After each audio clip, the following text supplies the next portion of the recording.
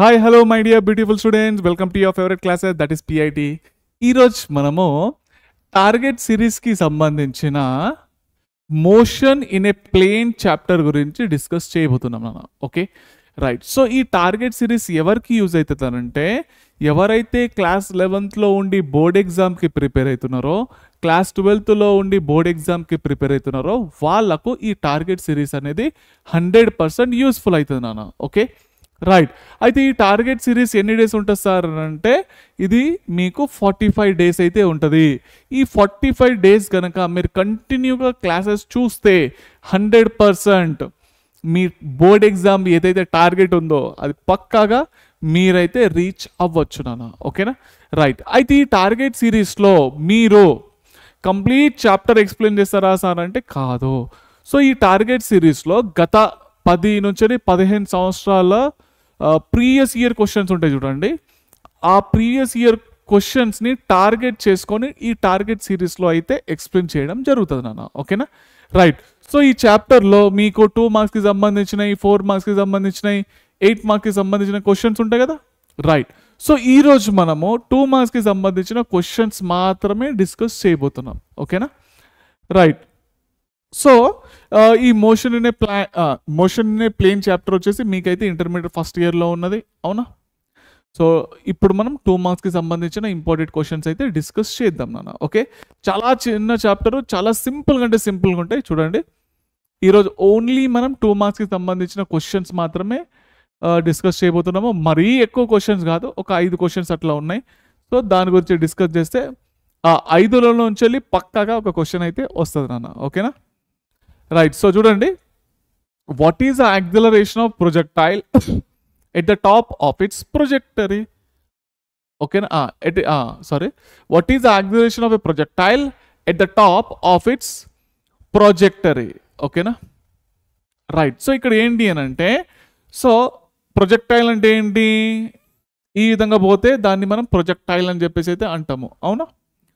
Correct. అయితే ఇప్పుడు చూడండి, టాప్ పొజిషన్లో ఇక్కడ యాక్సిలరేషన్ ఏ విధంగా ఉంటుంది అని అంటే, acceleration is equal to acceleration due to gravity, అంతేనా కదా. కిందికైతే లాగుతుంది, అవునా, డౌన్వర్డ్ డైరెక్షన్ అనాలి.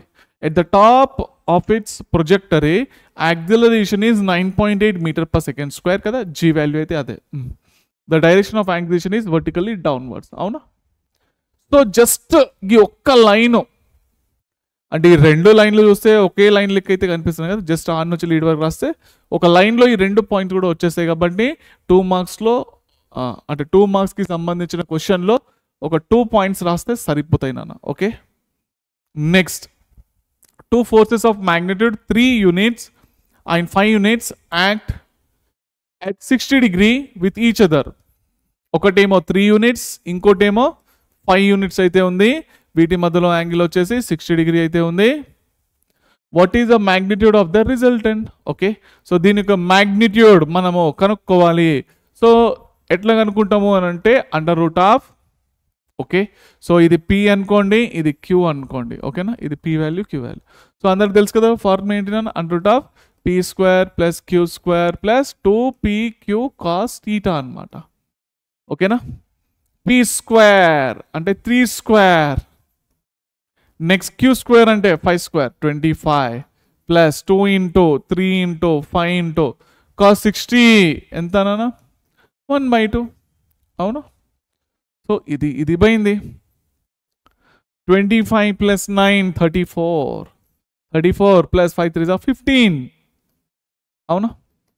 ఎంత వచ్చిన √49, that equal to 7 units is the final answer. ఇంతే, ఓకేనా.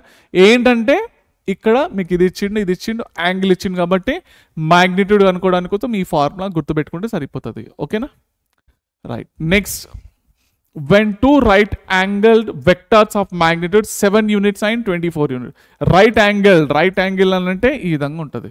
ఒకటేమో 7, ఇంకోటేమో 24 అనమాట. ఓకేనా. Combine, okay combine what is the magnitude of the resultant? So దీని యొక్క మ్యాగ్నిట్యూడ్ అయితే మీరు కనుక్కోవాలి. ఓకేనా, R వాల్యూ కనుక్కోవాలి. ఆల్రెడీ ఇప్పుడు చెప్పిన ఫార్మ్ ఏంటి, √, ఇది P అనుకోండి, ఇది Q అనుకోండి నాన్న. ఓకేనా సో ఫార్మ్ ఏమొస్తుంది under root of P square plus Q square plus 2pq cos theta. అవునా?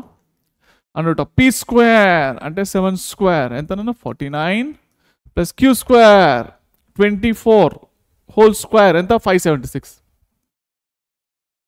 ఓకే, ప్లస్ ఇక 2pq cos theta, theta value ఎంత 90 డిగ్రీ కదా ఇక్కడ, అంతేనా కదా? ఎట్లన్నా కాస్ 90 ఎంత 0 అయిపోయింది కదా. సో ఫైనల్గా మీకు ఎంత వచ్చిందన్న 625 అయితే వచ్చింది కదా. 576 ప్లస్ 49 625. 625 ఎంత వస్తుంది ఆన్సర్ 5 అయితే వస్తుంది. అవునా? Square root of 625. అవునా? ఎంత వస్తుంది స్క్వేర్ రూట్ ఆఫ్ 625 25. ఓకేనా? So finally 25 is the final answer. Simple. Next question,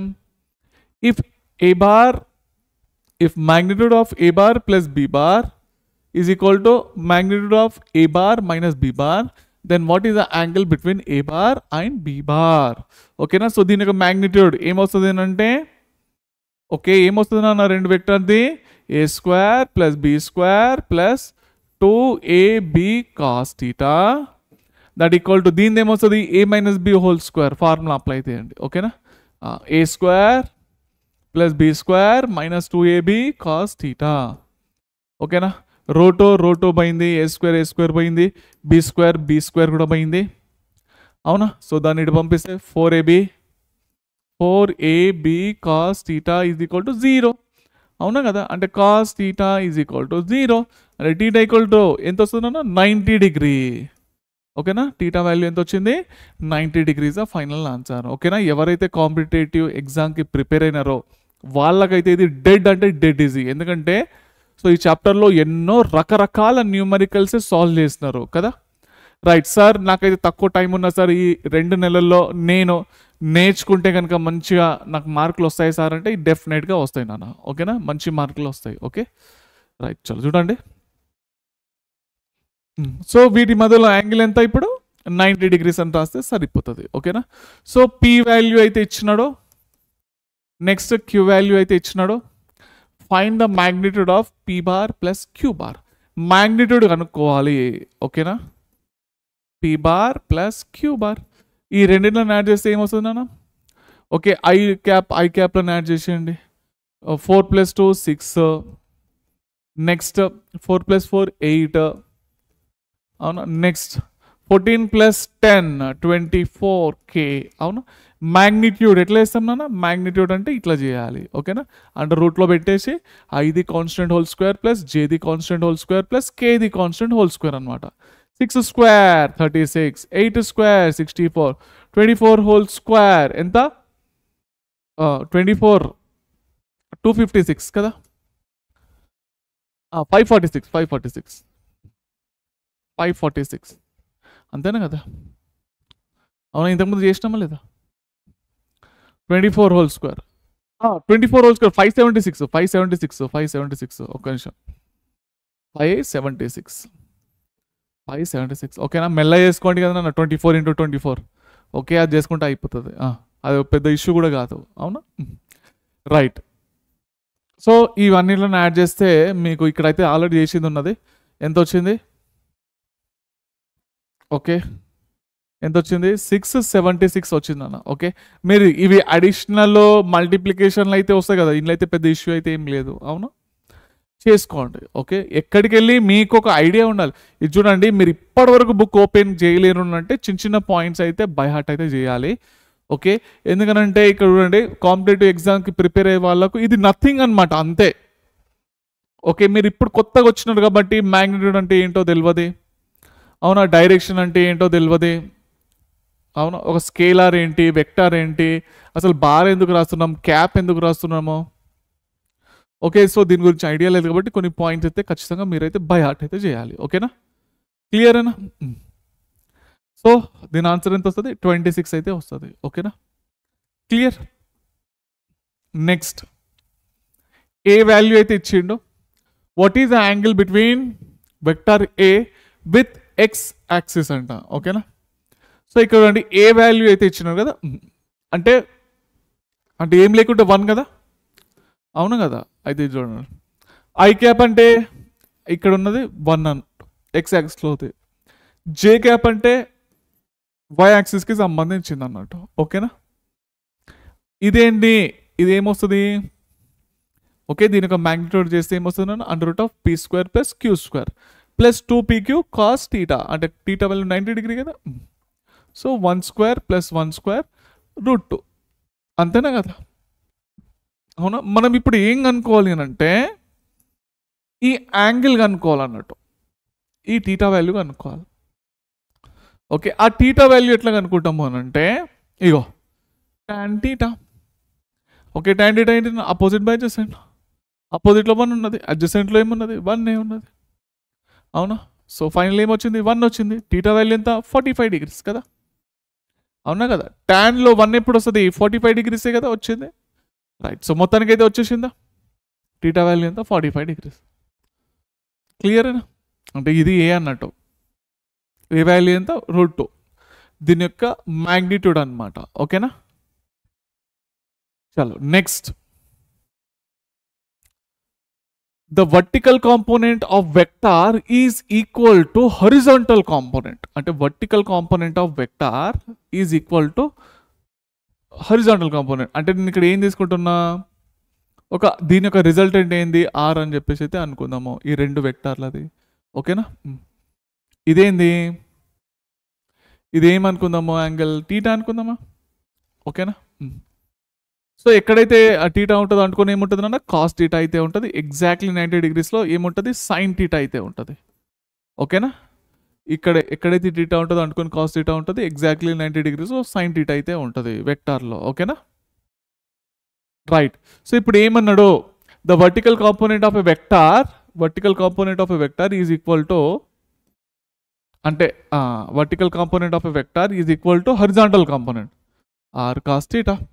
ఇది పోయింది. అవును, ఇది sin బై కాస్ అంటే tan θ ఈజ్ ఈక్వల్ టు 1. మళ్ళీ θ ఈక్వల్ ఎంత వచ్చినా 45 డిగ్రీ, అంతేనా. ఏం అడిగిండు, what is the angle made by the vector with x axis. x యాక్సిస్తో ఎంత యాంగిల్లో ఉన్నది, 45 డిగ్రీ. θ వాల్యూ కనుక్కున్నామా లేదా, 45 డిగ్రీ అయితే వచ్చింది. అవునా, vertical component of a vector is equal to horizontal component. ఇది ఈక్వేటింగ్ అయితే చేసినాను, ఆన్సర్ అయితే వచ్చేసింది. Okay, right. సో మొత్తానికైతే క్లాస్ అయితే అయిపోయింది. ఈ 6 క్వశ్చన్లు కనుక మీరు బై హార్ట్ చేస్తే పక్కా మీ జేబులో 2 మార్కులు ఉన్నట్టే. ఓకేనా, ఏం లేదన్నా సింపుల్గా ఉన్నాయి, చిన్న మ్యాథమెటికల్ పార్ట్స్ ఉన్నాయి. మీరు ఫస్ట్ నుంచి కాలేజీలో క్లాసెస్ ప్రాపర్గా విని ఉంటే ఇది మీకు ఈజీగా అంటే ఈజీగా అర్థమైపోతుంది. ప్లస్లో మైనస్లో అడిషన్లో మ్యాగ్నిట్యూడ్ ఏంటి, డైరెక్షన్ ఎట్లా కనుక్కుంటామో ఇవన్నీ ట్రిక్స్ అయితే ఉంటాయి. మీరు కొత్త కాబట్టి కొన్ని పాయింట్ అయితే ఖచ్చితంగా బై హార్ట్ అయితే చేయాలి. ఓకేనా, సో చదువుకుంటూ ఉండండి. మళ్ళీ నెక్స్ట్ క్లాస్లో కలుసుకుందాం. ఉంటాను మరి, బాయ్ బెటా.